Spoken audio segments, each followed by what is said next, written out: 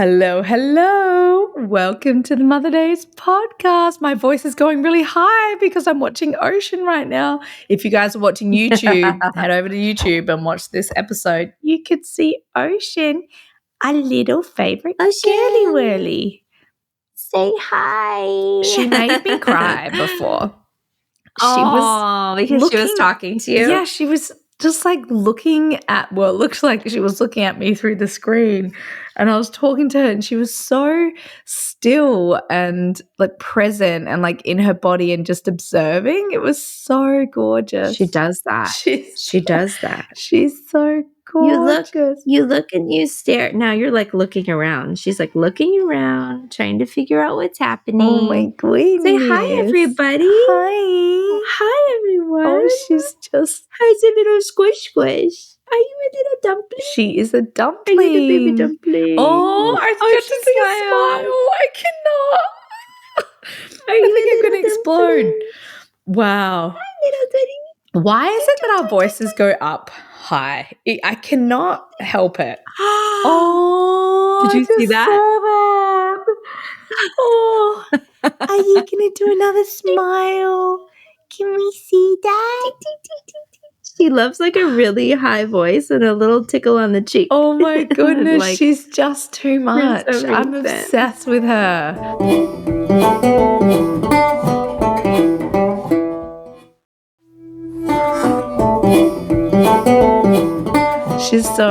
Does it feel so good to have a baby again?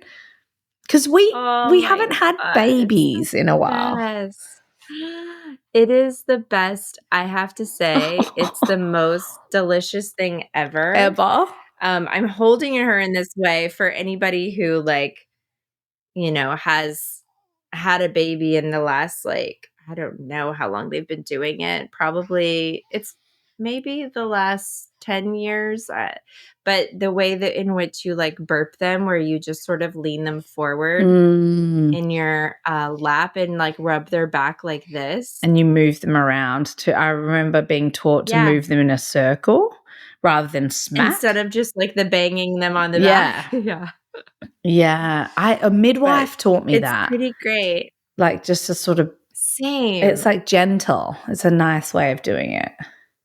It's really nice and it really works. You're just sort of making space for the gas. Oh my to release. goodness. Hello. Hi. I can't tell. I feel like she's bottom half Winter, top half Esme. Looks like kind of Eric's eyes, but she does have Eric's eyes. You're totally right. But then bottom half Mama Winter. Yeah, she has these amazing. Look at these lips. I can't handle. And the cheeks are just sitting. I'm sorry for anybody who's listening. This has to be so annoying, but you can go over to YouTube and watch her. Oh my God. Because I'm fully putting her on here right now. Oh my God. Just a total squishy baby. She just had last week we had to get her tongue tie. Oh, that's right. Lasered and her lip tie. And so she's drooling a lot. And I've been doing the massages, you have to put your finger in their mouth and kind of go under where the tongue tie was and where the lip tie was and make sure it doesn't grow back. And does it hurt? Yeah. Yeah, she doesn't like it. Baby. Sometimes it's better than others. They tell you to do it with coconut oil. I guess it's supposed to help with the pain or with I'm not really sure. They just were use coconut oil. But yeah, she it was an interesting transition. I get why people, are very on the fence about it because it's a fast procedure. They use a laser, so it happens really quickly. It's 5 minutes. But for her, she wasn't having issues with eating. Mm-hmm. And so, she's gaining weight, but then they were this can cause issues with her palate later on, food sensitivity, textures and things like that. It can cause issues with her speech. And so it would be great for her to go ahead and do it now. Also, when they're older, you'd have to put them under to do it if you decided to do it later. And I definitely wouldn't want to do that. So I was like, okay. I might as well just get it done and do it now. It was a very significant lip tie, tongue tie. I actually didn't know the lip was going to have to happen too, but they kind of showed it to me and talked about how the top lip compensates while eating. And here's the other interesting part. So if I had been maybe a first time mom and was nursing her the way that I nursed with Wyatt, it may not have been so successful nursing wise. And the reason being is because I would have had because when I nursed Wyatt, I had my like little feeding app where I was like timing everything. Yeah. I was really like specifically on it and watching all of it, and every one of these doctor's appointments or whatever that I've went into, they're like, how often does she eat? How much does she eat? My answer every time is, I have no idea. She's I don't on the know. boob when she's on the boob. Eats a lot on demand. She's gaining weight. So I really haven't paid attention. I'm sort of like making up a number, but she's eating all the time, right? So, but the way that she eats is really different than some of my other babies where she would like eat a little bit, let down happen. She kind of pulls off. I burp her. I give her a break. Then I put her back on. Then she eats a little bit more. It doesn't feel like she's having like the on there long forever, sessions. but I do a lot of like breaks. Yes. Well, the reason why that's happening is because she's sucking and clicking. You know how you hear the clicking noise? So she was clicking a lot. So she's like taking it, the suction releases, and she's taking in a lot of air. And so I'm doing a lot of like burping her, and just we are sort of in a flow where that is just the way I was doing it. And I realized like that's because I've nursed multiple babies before. And I'm just like, oh, what's her rhythm? What does she need? Okay, I'm going to meet the need. She's like learning how to do it probably with bad habits. Like her jaw was moving a certain way, whatever it was. So if I feel like if I hadn't been a fourth time mom with her, then I would have been like, okay, we need to get this thing done immediately because this is obviously there's something off with her eating, right? But I was overcompensating in a way. She was probably overcompensating in a way, and now it's done, which is great. So it just is going to take a little bit of time for her to figure out how to eat with this new, like, loose tongue, and loose lip. And so wow, there's a little bit of like a transition there that'll have to happen because she's drooling a lot. She gets a little bit fussy on the boob. She's probably getting a lot more milk. So that's making her go like, what's happening? So anyway, that's just for anybody who has to deal with a lip tie or tongue tie, then this will be an episode to come back to. Yes, that's so funny you should say that because something just popped up on my Instagram, which was a really little baby, maybe 5 or 6 weeks, breastfeeding, and it was clicking.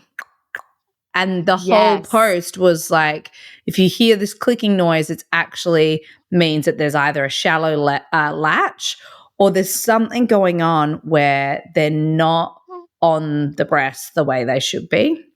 Hearing that clicking is a sign of, all right, take the baby off, relatch, and maybe your baby does have a tongue tie. And that's, if it's clicking every single time, I mean, that's obviously a sign that something's going on within the mouth. She clicked with every suck. Right, and I was like, well, I guess we're just going to be clicking because we just made it work because I was like, we'll just make it work, but no, like as soon as I was feeding her in the ENT's office, they were like, does she click with every suck like that? And I was like, yeah. And they were like, every feed? And I was like, and they were like, okay.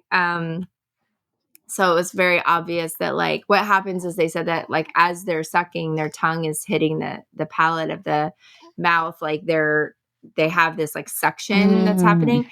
But when they're not able to get all the way up there because of their tongue tie, then it releases and it makes that clicking noise every time. So she's having to re-suck and latch every time. Which is, what's crazy is I didn't have one nipple issue at all. Like no pain, no, none of the like pinchiness or the line across the nipple or bleeding or anything. the whole time, even though her latch is probably shallow and she's working so hard to Yeah. get it. It's probably exhausting too. Like you're saying, she's having these little increments because it's Yeah. tiring for her to. I remember Bodhi, his pattern was really long nursing. Yes, so was It's so Wyatt. funny. I would Like 40 same 40 minutes. It was minutes. It would be like 30, crazy. 40 minutes. And I was like, well, that's the left boob. Like, pat, pat, pat, give it a burp, Oh, chuck the baby the next time on the right boob for 40 minutes. It was so funny. that's why nights were so hard with our first is because right? Yeah. Because they were eating for so long. I would literally have like a full buffet next to my bed because I'm like, if I'm going to be up for this long to feed this baby, I need to eat. Yeah. I have like all the And I food. can't tell if it's just my way as a mother is different. And I need to go back and look at my videos to see, like, would he just drink for 10 minutes and come off and I put him back on again because I was like, oh, this is meant to be a 30, 40-minute nursing session. I Yeah. feel like maybe that was the case. It's not that his needs were different. It's just that me as a first-time mother, you're reading the breastfeeding books, you're reading everything, Yeah. and you're like, oh, these sessions are meant to be long. And then now, like, the more kids I've had, the more it's like they go on the boob for when they go on the boob, and when they come off, like, they're just off the boob and you go and do something else. And it means you're kind of doing more cluster feeding where you're feeding more Yeah. frequently throughout the day. But that kind of became my way with second, third, fourth, and probably the fifth. So it's interesting. Like, it's just, you change and you adapt and you learn to meet the needs, but everyone's needs. Sometimes you don't have to just be stuck on the couch for 30 minutes with the baby. You can have a shorter nursing period and then get up and burp them and change them, and then they might be hungry 30 minutes later, and that's okay. I'm hungry all the time, and I'm always having little snacks here and there. Well, I also think it like once the baby has gained beyond their birth weight or like made it back to their birth weight again, then it's like, then you go, okay, now we can kind of find our rhythm. Like it doesn't have to be so regimented. Yeah. Which is really nice. And so for me, it's like once I knew, okay, we've established nursing, we have this latch, like she's gaining weight. Now we can kind of like find our flow. And I do feel like she eats more, in the morning and at night and then sometime in the middle of the day, like right before she takes this really long nap. At nighttime, she really does eat only like a couple of times and then sleeps mostly. Like last night, she's had a 6-hour stretch, Oh, which heaven. was so heaven. Yeah. So good. And then I'm like, oh, I'll just like plop my boob in her mouth, like side lying. And then she goes right back to sleep and we sleep until the morning. And then I've been sleeping until 8 a.m., which is so crazy. Like everyone is so quiet and leaves, us alone. But we're sleeping until 8. That is amazing. It's the best. I feel like my body's prepping to be up early because I've been waking up at 5:45 every morning without fail. Did that happen to you at the end of your pregnancy? Yes. Yep. And I do believe that's exactly what's happening. Yeah. It's trying to like prep you for that, because she wakes up at the 5 a.m. out. This is why we fall back asleep, is because she wakes up at that 5 a.m. hour. And I could wake myself up and be like, okay, I'm up for the day. But lately, because I don't have to take the kids to school, I've been trying to like, all right, let's see what happens if I try to just go back to sleep when she does, in this morning time. And it makes me sleep until 8, which is so nice. So nice. But yes, I do think your body preps you. I think that's exactly what happened.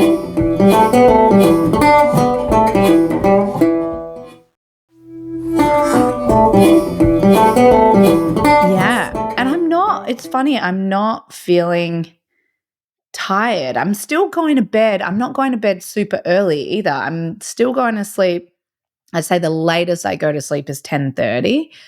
But as soon as it hits 10, I get really, really tired. Yeah. And I don't feel like I need more sleep than that. I wake up at 5:45 or 6 o'clock and I'm just up with the sun. And I'm also, as you know, I'm solo parenting at the moment. And so getting up at 6 a.m. means that like I can go into all my kids get up really early too, about 6:15, 6:30 at the latest. I get up, I go into the kitchen, I get the 4 lunch boxes out, I make sure they're all cleaned out, and I start making lunch for all 4 of the kids. And you'll know this when you have 4 kids at school, because I now have 4 kids at school. Prairie only 2 days a week. But everyone has different preferences for every snack and everything. And this one likes that fruit, and that one doesn't like that fruit. And this one's decided they don't like barbecue Pringles anymore. This one doesn't like popcorn anymore because it gets soggy. Or this one doesn't, so it's always in flux and always changing. So I lay the 4 lunch boxes out. I have all the kids go into, we have this snack cupboard that I feel totally up to the brink with snacks. And I have each kid go and get the snacks that they want and put it next to their lunchbox. And then I pick the main meal, and then each kid has to pick 2 fruits. So then they go to the fridge, everyone brings out their fruits. So we do that in the morning. And so it takes me about maybe 30 to 40 minutes just to do the lunches in the morning and cutting things up. Like I am still cutting grapes for my 8-year-old. I'm so paranoid about those huge green grapes. You and I got so traumatized when we had our first kids. That was the thing. It's like I have grapes my little and bouncy balls. Like I still cut those grapes up, and now Forrest prefers them cut up anyway. So he's like, "Can you cut them up?" I was like, "Of course, I wouldn't let you have the whole grapes at school." But yeah, and then that takes me like 40 minutes, and then it's like, now we're on to breakfast. And every morning we've been having either oatmeal, or the new thing at the moment is there's a really great vegan, plant-based, clean brand here called Made by Plants. And they have this fantastic vegan bacon. And it smells really good, and it's got kind of like smoky flavor, and it has this texture of bacon. And so I've been making my smashed avocado on the best sourdough bread. Each kid gets 2 pieces and then a piece of bacon on top of each of the avocado toast. But that whole process of doing kind of a more elaborate breakfast, rather than, I think it's easy just to cut corners and quick, like grab the cereal or grab the whatever, and it's very fast. I've been, especially when Mark's away, you kind of just his role within the family is being on top of food. But when he's away, I'm on top of food. So, but I have just gone so intense with it all. Like there's a meal planned out for every night, like a full cooking meal where we do it together as a family, and we all have different roles and we cook. And then I love videoing it and sending it to Mark and being like, yeah, everything's good down here. I just cooked this incredible puff pastry pizza from scratch with all the kids and whatever. And he was like, oh, so are you saying you don't need me? And I was like, no, I am saying that I just step up to the plate into your role when you're not here. Yeah. And it's kind of fun to get really creative. Then I'm also a stickler for being on time.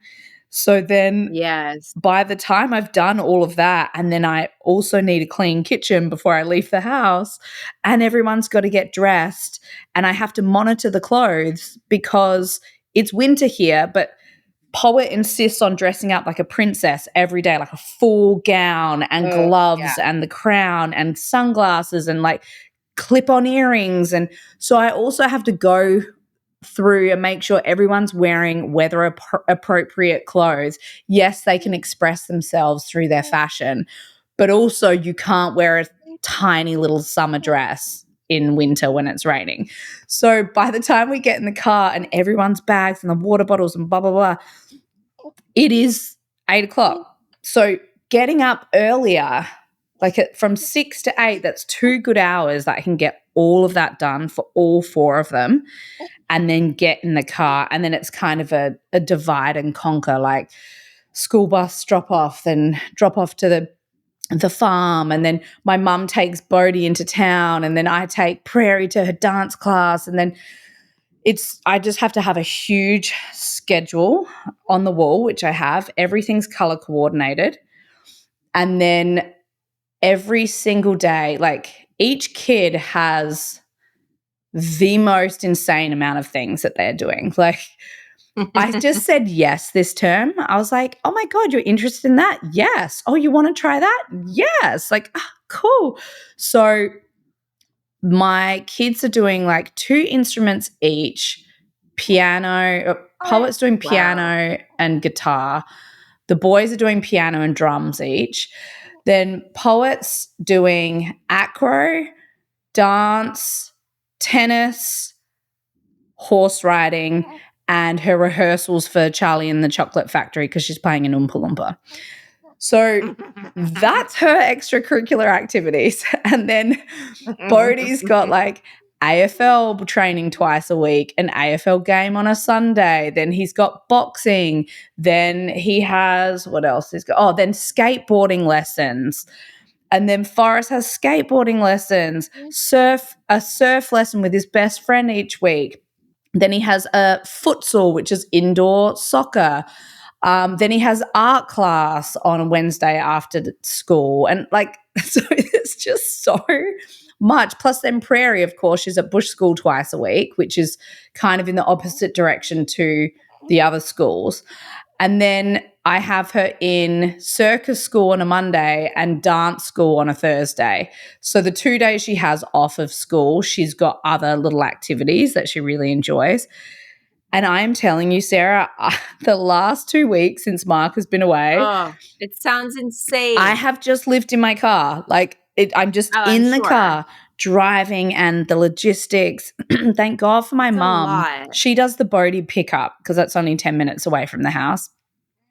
But like I'm the one doing the 40-minute drive to pick up the kids, to drive them here, to drop them there. And then I do another 30-minute drive to go to the soccer. Anyway, it has been so full on. Plus also trying to work and trying to get stuff done during the day. I realize I only have, like, people will message me. Like I just got, by the way, abundance. It's 11:11 here. Abundance. Nice. I just got a message from a girlfriend like, hey, babes, like, wanna like grab a hot drink today? I was like, I can't. Like, there's not, I can't. Like, I have such small windows in the day, and it's either like the mother days. Yeah, that'd be great. Or I'll do, like yesterday I recorded Lovewell ads. That was my like 2 hours in the day. Or I get 2 hours to do housework. So I just get these little snippets. And I think because I'm doing so much, I've been getting crazy tightenings. Like I just had one before. The Braxton Hicks. Yeah, the Braxton Hicks. Yes. But like pinchy ones, which hopefully means that it's doing something to the cervix and they're not just like practice ones. At what point are you going to have them check you? Oh my God, I know. Well, I've got my scan. I've got my iron infusion today, which I decided to do. I just thought, why not? Like, why wouldn't I do it? Out of fear that I get some little reaction on my arm. Like, I'm okay. I'll go do it. And then I think I'm getting a scan at 36 weeks. So fun. Which will be really fun. I'm just like, what if they tell me there's a penis or a vagina in the scan and I've made it this far and the surprise gets blown? Knowing. So I also am trying to like avoid scans because I just don't want the surprise to be blown. Well, actually, I can make you feel a little bit better is you go in and you say, I don't want to know, but the thing that I can make you feel better about is when you're this far along it's really hard to see whole baby. You only see like limbs. Yes. There was no chance in my last, because I had to do NSTs, twice a week, and I had a scan every time. And that was from 35 weeks on. I never could figure out what part of the baby they had the thing on at all because of how big baby was. And because at that point you can't see whole baby. So I'm just seeing like weird she's head down. things. This is a femur. Like they couldn't even measure at that point, So that's comforting because I'm like, oh my God, I just know what a vagina looks like and I know what a penis looks like on the scan. And if I'm looking at the screen, I do not want to come this far and have the surprise blown. Yeah. Just make sure to tell them that beforehand every single time. Because they asked me every time that I went in, like, do you know the sex of the baby? And I'd be like, yes, I do. So then they weren't worried about what they were going to roll over. Yeah. But they asked me each time. So. Well, I have that next week. I'll be 35 weeks in 2 days' time. So by the time this comes out, I'll be 36 weeks. 37, probably. Oh, really? This is coming out too. Okay, yeah. Sarah knows the schedule better than I do. I try to stay at least 2 weeks ahead on our scheduling, but it's not easy. We're busy ladies, so. I know. By the way, if you're watching on YouTube, I have a huge bowl that I've been sticking over my face. It's cracking me up. You're like literally putting your face in it.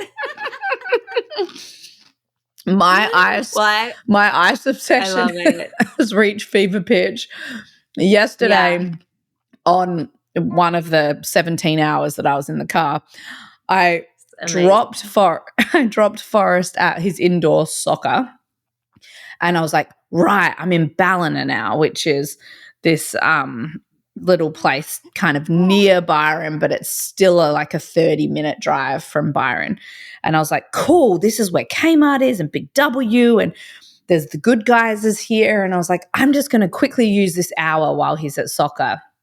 And I had Prairie with me too to like go get labor prep stuff. So I had been toying with the idea, it's so ridiculous, of buying an official professional grade level ice maker. Oh my God, I love it. It's so good. And I was like, I'm just going to go have a look at it. Like, it doesn't mean I'm going to buy it. And then I go into the Good Guys and I'm like, hey, just looking for your ice makers. And so she points me in the direction. I was like, and what size ice cubes can you talk me through the size ice cubes? And it's the pregnant lady. And she was like, what? Oh, well, just regular ice cubes. I was like, what about dimensions wise? You were like, there's no such thing as regular ice cubes. Let me break it down. And then she showed me this machine and I was like, I got so excited. Like, it was so embarrassing because they hollow out that it's these little poles, these silver poles, and they make them hollow, which is easier to crunch. And then she was like, you can choose from 3 different sizes, small, medium, or large. And I was like, sold, I'm getting it. And she was like, it's $387. I was like, I don't care, it's fine, get it. So I ended up with this ginormous ice maker that they're not small. They're not it's ginormous. It's amazing. And I put it on my counter. The kids laughed for about 2 hours at me because I was so pumped to set it up when I got home. I was like, oh my God, let's set up the ice machine. And I got to tell you, they are my favorite ice cubes to chomp on. They are so good. I have been, that's why I've upgraded to a bowl. I was just using a regular mug. Now I have a full bowl of ice that I eat every day. The best part of this is like right after I had the baby, I was dying in the hospital for ice, and they would like bring me ice cubes and like all this stuff. As soon as I was home in postpartum, I was like, I can't believe how obsessed with ice I was. Like, I'm gonna not, be me. I wasn't interested at all. Like a cube of ice cannot touch my cup now. And I like loved it That is before, so but I don't need funny it because now. I don't need it. I don't like the feeling of a cold, ice cold thing on my teeth. Like, I don't usually, when I'm not pregnant, I don't usually enjoy that. Like, I always get things without ice.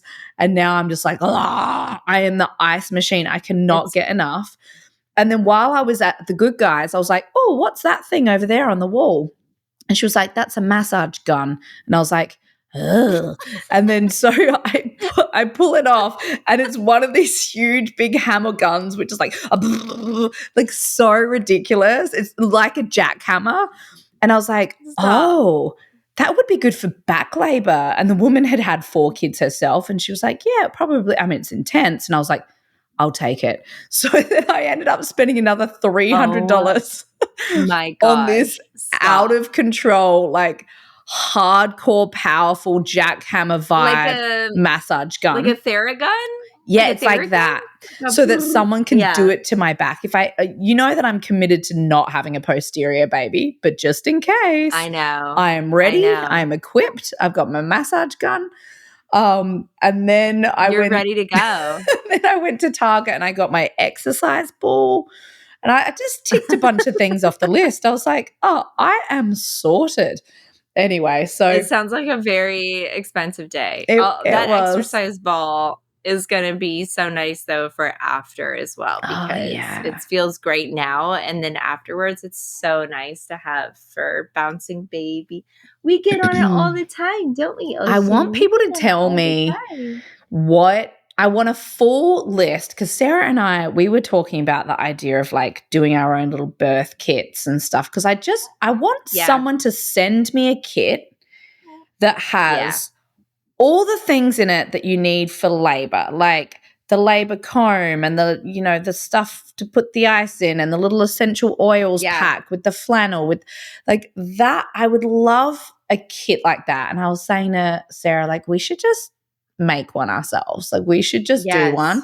But I would like to hear from the Daisies in labor, when you guys were in labor, what little things did you utilize for your pain relief? Was it, apart from, movement and vocalization and water, was there anything in particular where you're like, this felt amazing, or this was so helpful, or this position? Like, I just kind of want a smorgasbord. And I remember I did do that with my first. I had like posters stuck around the room. Yes, you did. And this time around, I'm like, oh, I want to think outside the box a little. Like, what are those things that other people lent on that maybe I haven't thought of before? Yes, tell us. Tell us what those are. And I did just get a labor comb from a company that I'm going to utilize this time. But surely there's another like outside the box things that people did that can be helpful. And I'm going to put it in my little kit so that I'm ready to go. I love that idea. Yeah, we should definitely do that. And I really loved the burst sling. But I think it like having a little kit to put in your bag so that you have like that, and you have your sort of like postpartum stuff with your postpartum. Like a rebozo, you can have a rebozo scarf in there. I was even thinking like really cute little flannels, which you guys call face washers. Is that what you call them? Face like washer. A washcloth. Washcloth. Washcloth. And like 3 really beautiful scents. Like maybe it's like lavender for calming, and then like lang lang, and then something more powerful and strong. Like, because I remember having wet washcloths with scents on them and putting them on my face, and that just felt so good. So I got to get on top of that too. That's the one thing I feel like I haven't got yet. I feel like the scents that are great for while you're in labor are scents that are really good for when you're like nauseous. So like a citrus smell, like peppermint, like whatever that is, because that helps. A lot of times when you're in labor, you're needing those like calming grounding, but also like, sometimes you might need something that makes you feel a little bit more awake. And then you also might need something that makes you feel not nauseous, right? Yeah. So like a combo of that would be like really, really good for. Tell me about your playlist. So. Oh my gosh, I have to get it from Eric. He made it for me and it was so amazing. Like some of which were like songs from when we first started dating that we used to play in the car all the time. Some of it were like songs that I love to like sing and harmonize with because when I'm singing and harmonizing with a song, it really like takes me into this meditative state. So I was doing that during labor at the hospital and that was really nice too. But I'll have to get you some of the music because he put the whole thing together. One of the songs came on this woman's work. You know that song? No, I don't. Woman. It's such a beautiful song, but it was really cool because it was like when you're like I'm working hard. Yeah. And I was like, yeah, exactly. And some of it like kind of felt like a surprise, but you know, but I knew all of the music really well. But yeah, that would be there's a couple of songs from Esme's birth that he had on there that were just really special songs from then. Like this Jack Garrett song that I played so much during her birth. And it was like the song that Wyatt was like, Daddy, play Jack Garrett, you know, and it was Surprise Yourself. Oh, cute. The song Surprise Yourself. You need to send me things because you know yeah, I'll have Eric do that for you. I really do not. I don't listen to music that much. Like Mark is obsessed with music. Like he listens to music every day. It's so that's how Eric is like too. the heartbeat of his life. Like he loves music. I don't actually listen to a lot of music. It's so funny. I used to back in the day. I'm the same. But if I'm in a bad mood or I wake up and I'm just exhausted and like a great song comes on, I'm like, oh my God, it really will pull me out of that feeling and get me out of my head and get me out of like a tired body. So the benefit of it is it's really beautiful. I love it. But I'm so deep in the podcast world that if I was ever had time to myself, it's listening to a podcast. Like that's what I'm doing. And even in the car, like on my long, long drives with the kids, we either listen to Goosebumps, which is the R.L. Stein like audiobooks. Yeah. Or we listen to this podcast called Real Survival Stories on the Noiser network. And they're like, my kids are really into survival stories. So how to survive in the jungle for like 10 days or whatever. So we listen mainly to podcasts, not music so much. And then I was like, oh my God, it's so funny because all my kids' little friends are like obsessed with Taylor Swift or obsessed with all these like hip, cool artists and bands. Like some of them I could not even tell you one of their songs. Like a lot of the girls at Poet School love like Justin Bieber. And I was like, oh no, maybe I should start playing a lot more of that kind of music to my kids so that when their friends are making up dances and songs to Taylor Swift, my daughter actually knows like who those people are. Well, we do a lot like, okay, we'll play some of that music, but then the thing that Eric always does with them is like he goes through all the genres. So he'll go through like 70s music, 80s music, 90s music, and he'll like do best of and essentials. And then you know, we'll listen to that and we'll talk about the bands and like, you know, when we heard those songs for the first time, why they were great. And like, you know, so Esme's favorite band is the Cranberries and she also really loves Oasis. And it's so she's sad super that into there's like no new music for them though. From those bands, you know what I mean? Like I'm like, when we loved the Cranberries, a new song would come out and it would be really exciting. But my kids are the same. Like they do gravitate towards that older music. And then Bodhi was like, there was a band that I was playing for Bodhi. Now I can't remember what it was. It was like an 80s band no, it was Groove Armada. I was playing him Groove Armada. And then he was like, when are they dropping their next album? And went like, can we go to the concert? And I was like, oh man, we could have like 20 years ago. They're still interested in the songs that I was interested back when I was a teenager. They think those songs are great. That's kind of cool. It is like cool. we go through like, 90s music, and there are bands who have been doing music for like, look at, our friends from Maroon 5, but they've been doing music for 25 years or whatever. That's which so is true. incredible, Yeah, that's so true.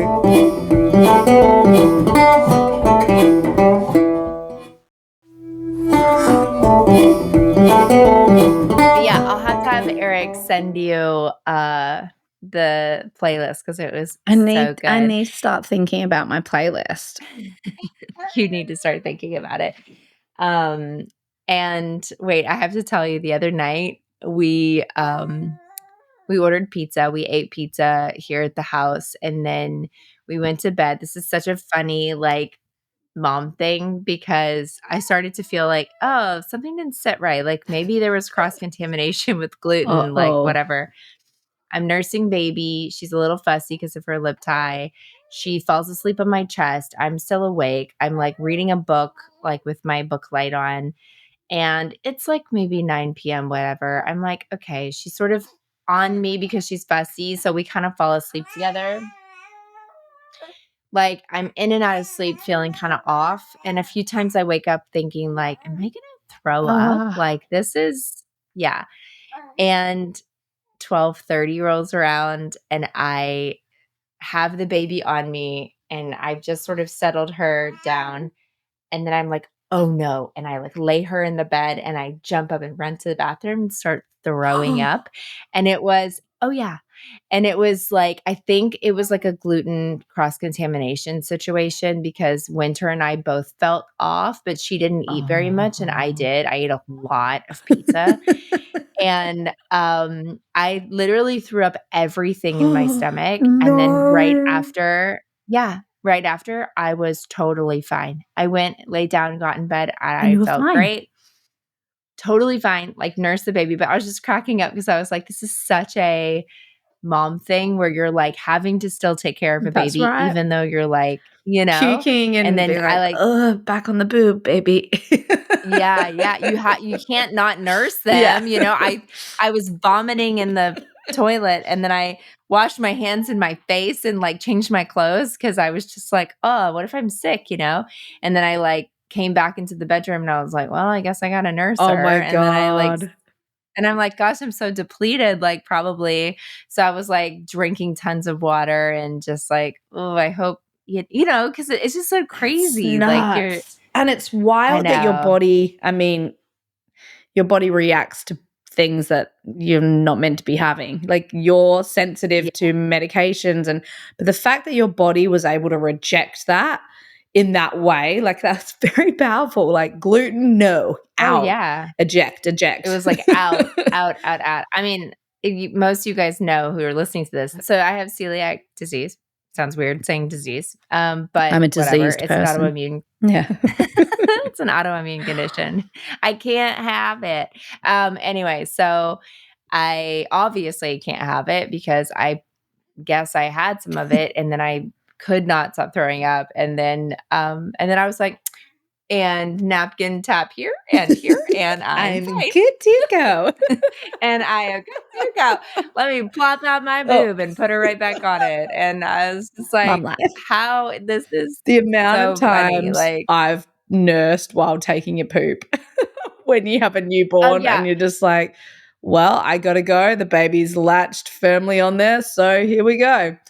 Oh. Well, it felt like a whole new level of boot and rally. I was like, boot and rally. I'm like, back to the party, back to the baby. Oh my God. It's so good. It was really funny. I bloody love that about us. Well, fun. I love it about us too. I love it about you guys. Yeah. All right. Well, daisies, we love you. And we will be back with you next Yes, week we with will. somebody new.